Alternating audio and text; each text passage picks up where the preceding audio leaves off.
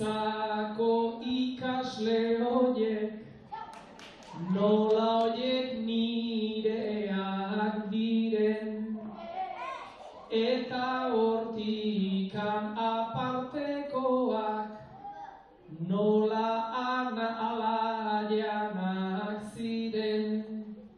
Ikusi dugu bertxotan ondo, jarduntzera